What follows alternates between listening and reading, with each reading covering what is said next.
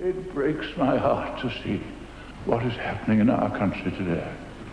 This terrible strike of the best men in the world.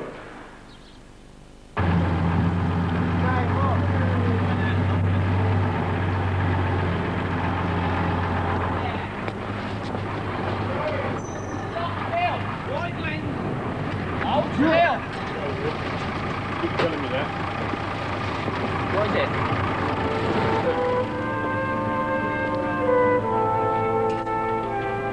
This is Deal, near Dover, in Kent. In off-season, Deal is just another dead seaside town. The tea rooms are empty. The fishermen wait for the tide.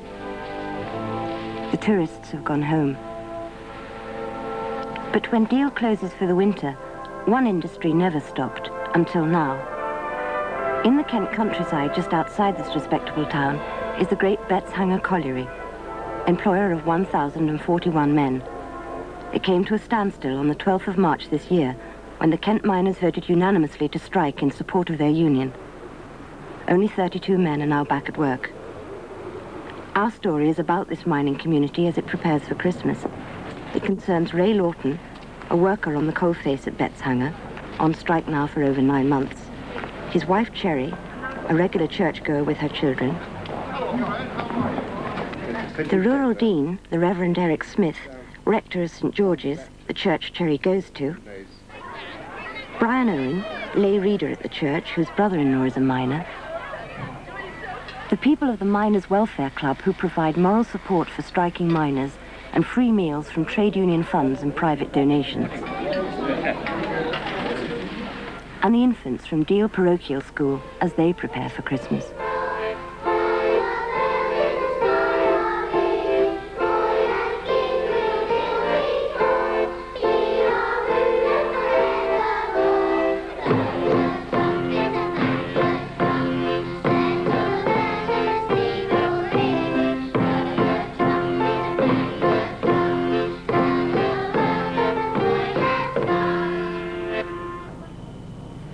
Up there, didn't we? Once more, look at me. Okay.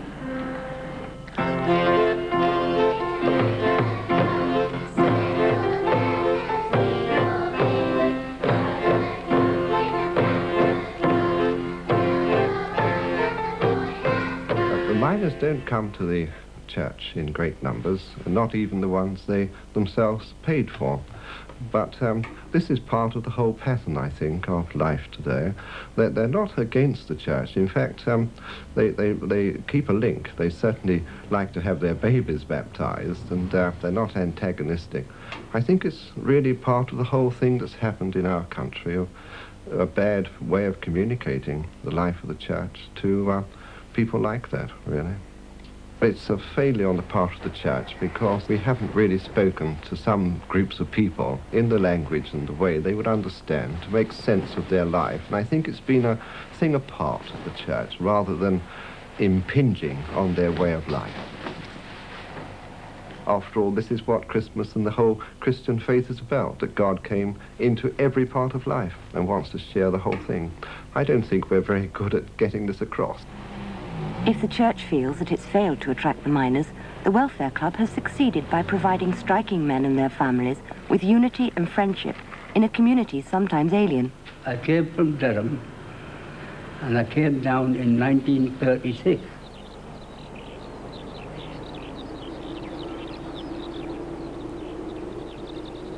I was hitchhiking, I got lifts here and there from lorry drivers, like, you know. I actually got down to London, but I had to pay the fare from London down to Kent. And I heard from some miners, like, you know, that the Kent wages were better than in Durham, so I came down to Kent. Community wasn't very good. They had notices up in the window, miners need not apply for lodgings, like, you know. So eventually I got some mining people, like, you know, and I went to lodge with them, the mining people.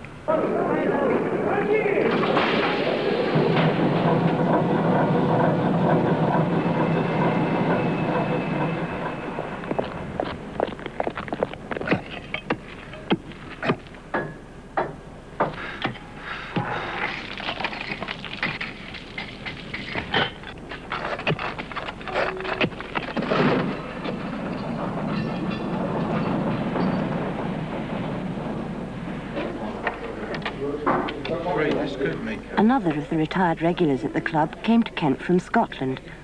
Among his mates, Tommy Early has a reputation for his poems about the strike.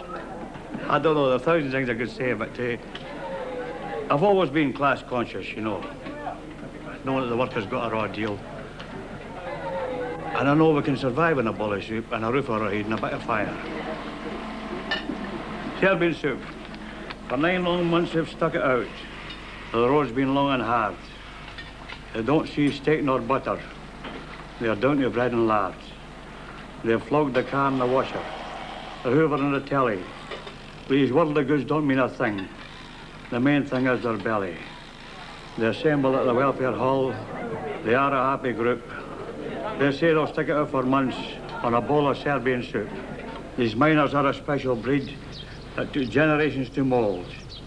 They won't go back on promises for the lure of a pot of gold. This government is ruthless, using every trick and ploy. If they ever beat the miners, the trade unions they'll destroy. It's just working class. Right for the heart, acting got. Over the day, we're feeding just over 500 people. Breakfast at 5:45, bacon, black pudding, tomatoes, fried egg, beans, and bacon. Dinner time, braising steak, roast potatoes, 2 veg. And then at tea time, we do the meal for the children, where there's grown-ups as well come. People have got closer together. Everyone is prepared to share, and everyone is prepared to do their little bit. In here, for instance, when we're doing the meals, the pickets are very good. Come and do breakfast in the morning, save us getting up at 5:45. They'll wash up for us. Whatever we ask them to do, they'll do. I would associate it with the war. That's how people have come. They were all close together then, and that's how people are now. Very close together. I think that everybody shares. They come in here to forget their home troubles, because a lot of them have got home troubles at the moment, but they come in here for an hour or two and forget all about it, and they feel rather lifted by the atmosphere of everybody else being in the same boat. Oh, I think it's brought us closer together, you know. I mean, the way she supported me. I mean, I'm lucky, a lot of chaps, I mean, I know that their wives do get on them and that, you know. Well, you've seen it with some of these that have gone back to work.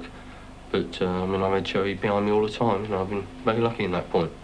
At the beginning of the strike, my husband first started going away. I got a bit depressed, naturally, with 3 young children. And when I got upset one day, everybody rallied round. And from then on, I got more involved. People sort of brought me in. And I've made, well, millions of friends, really, I suppose. And I don't think it'll ever change now, you know. It's nice to have that sort of welcome when you go into the club every day, if you're feeling a bit down and a bit left out of things. You know, I've made friends rather than lost them. It does help having to do each day. They're doing Christmas parties for the children, Aslef, train drivers, they're doing a Christmas party for them. We've got toys, I believe, coming from Sogat 82. The support, we've had really good support. As I say, hopefully it'll be a good Christmas.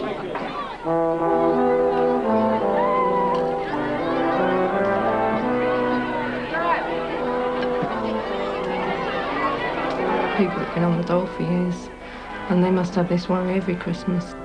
I've said to them before, they mustn't forget that there's a lot of people a lot worse off than us. So we've got to think of other people besides ourselves. Timmy understands, I think, a little bit better with him being older, but it's a little bit hard on Andrew and Heather. You know, I mean, he's only 5 and 4. And, of course, they keep asking every time we're out, you know, can we have this for Christmas, can we have that, you know. Timmy himself forgets at times. We have to keep reminding him, you know. Yeah, we might get it next Christmas. Oh, they'll be all right. Let's have a Christmas anyway. Hello. And what's your name? Last year, and we just moved into the house. Obviously, we had a few £100 though, you know, so we had a good Christmas, you know, financially. This year, obviously, I mean, I've been on strike 9 months. Financially, I mean, we're not going to have the money to spend out on the things we'd like to, but the community, since we've been on strike, has, you know, come together a lot more, so I think with the community spirit, we'll have a better Christmas, actually, than we did last year. And your name's Heather, isn't it? And Timothy and Andrew. Right, and how old are you, Heather? 4. I've got just the thing for you. There you are. And I'll come and see you again at Christmas. How old are you? 5. And I got just the thing for you. And how old are you? 6. Now, I'll give you one of these. Come here. There you are. And you've got one of them.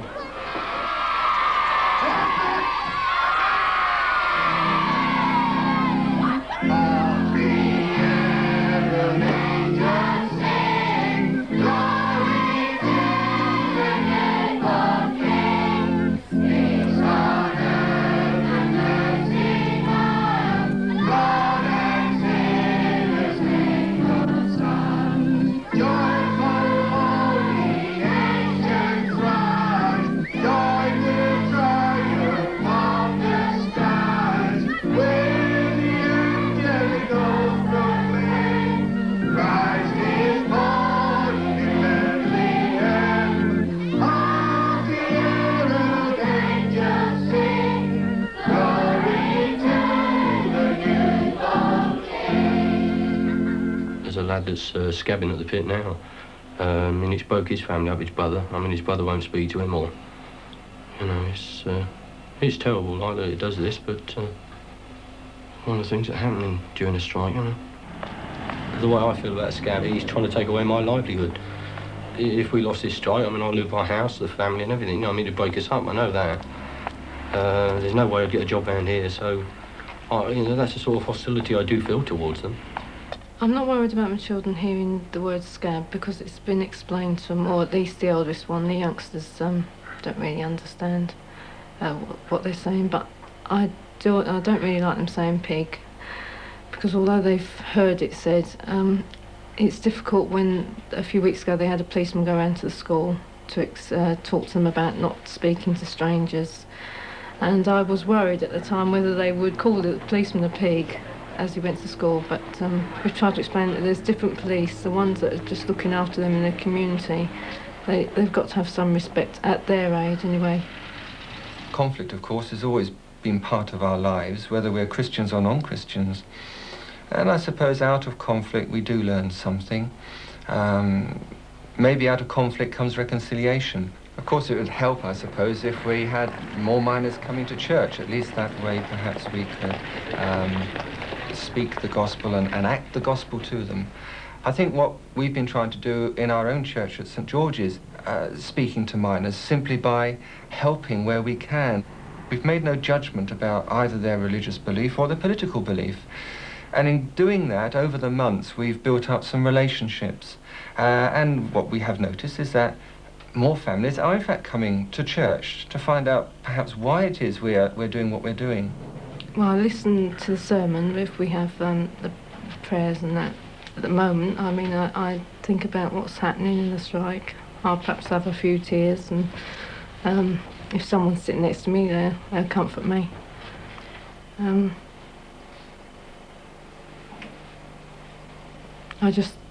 I pray that it'll all sort of come to an end and that we will save our pits, and so that it can all be peaceful again. He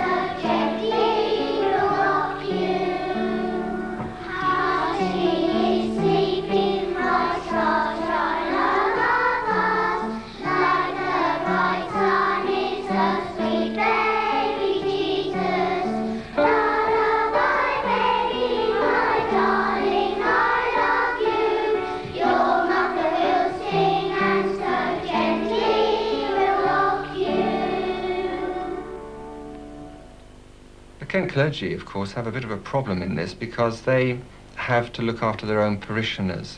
A bishop, or in our case our archbishop, is able to speak out because he has a position which is very different to that of the local vicar. The local vicar's in the community or in the village, in the parish, and he has to minister to the people, not only of the parish, but those who come to his church. And here in East Kent, we have a Conservative council. People vote Conservative. We have a Conservative county council. And so I think it's true to say that most churches are made up of parishioners who would tend to vote Conservative rather than Labour, for example. And I suppose vicars have to bear that in mind. I think many people respond positively to Ethiopia, partly because they see the faces of children who are suffering, children who are innocent, they are victims of other people's decisions. And when we see children suffering, we respond, our hearts go out to them. And that's true whether the children are in Ethiopia or in Poland, where I've been recently, or even in Deal, we respond to children. But I think we also respond to overseas catastrophes because there's a kind of romance about it being a long way away. We don't get personally involved with a country like Ethiopia because of the distance. I believe the Church has to persevere in showing to people that concern for people who've been affected by the strike, quite adversely, should be our concern, even before we become too involved in far distant areas of concern. We have, in the churches, tried to show the natural concern for families in need, and this has meant that we've set up a fund to help miners' families. And of course this has, in some areas of the deanery, caused violent reactions from people who felt that was aligning oneself with a particular aspect of the strike, with the strikers in particular, and even violent picketing. So, you know, there has been a measure of antagonism, but where it's been presented with thoughtfulness and carefulness, people have accepted. We're just totally concerned with people in need, whatever the cause. We set up our Miners' Relief Fund at St George's back in July. It's been going for some months now. I think there were probably two things that prodded me. One was that I have a brother-in-law who's a miner, and obviously when members of your own family are involved, you are involved. And I couldn't stand by and just ignore what was happening. It was just being part of the family. But there was something else that prodded me as well. In our paper, someone wrote a letter saying, "You've been sending aid to children in Poland. What about children in Deal?" So I suggested it to the vicar and to one or two people in the church, and it found acceptance. And so we asked for donations. The names of families were given to us by local clergy, the church school, by members of the congregation. My own family passed on names to me.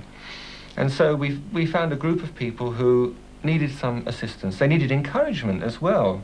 And I think perhaps more than whatever money we've been able to give, whatever groceries we've been able to supply, it's perhaps been some encouragement to them to know that people care. But we've been able to perhaps tap resources that the NUM has not been able to tap, simply because we're independent of the NUM. We are not beholden to the union or to anybody else. We are a church and we are separate from them. And so I've had letters from all over the country, and only one letter has been anti what we've been doing at St George's. But a pile of letters with cheques, and we've raised now nearly £2,000, mostly in £5 and £10, small amounts. What I have here are all the names and addresses of the people that we look after. If I have enough money, I'll try and give £10, and we have here vouchers from a local supermarket so they can buy groceries. And each time I give an envelope out, I mark them with a date. Yes, just in case I am busy and forget to give them all out, so I know which week they belong to. And I mark them with St George's. When anybody asks me what can be done to help the families of those who are already at work, I have to say, we just got to be friends. We got to be available to them. As available to them as we are available to those who are on strike. From a Christian point of view, there's got to be no difference. Because from God's point of view, there is no difference. But would you go and knock on the house of the non-striking miner just a few doors down from here and, seeing his dilemma, be prepared and willing to help him? Would you take the initiative? I would take the initiative if I felt that I could do something positive. How would you know until you tried? That's my problem, isn't it? I wouldn't know whether I'm going to be able to help, I suppose, until I've knocked on the door. And maybe that's a step I need to take personally. Well, if I bumped into a scout Christmas, well, I couldn't wish him Merry Christmas. After, he's got no goodwill towards me as far as I'm concerned, and I've none towards him. Not with what he's doing to me and my family. No, I couldn't wish Scouts a happy Christmas. It's no good having goodwill just at Christmas. It's got to be all the year round. There's no excuse for what they're doing. And I couldn't wish them happy Christmas because I wouldn't mean it if I said it. I think the coming together is going to take a long time, really, because it's pretty deep, and children have been almost trained to help to resent children of other mining families, either strikers or non-strikers, and so we've almost got a miniature Northern Ireland situation in some parts. But I think that deep down, mining families are very kindly people, very humane people.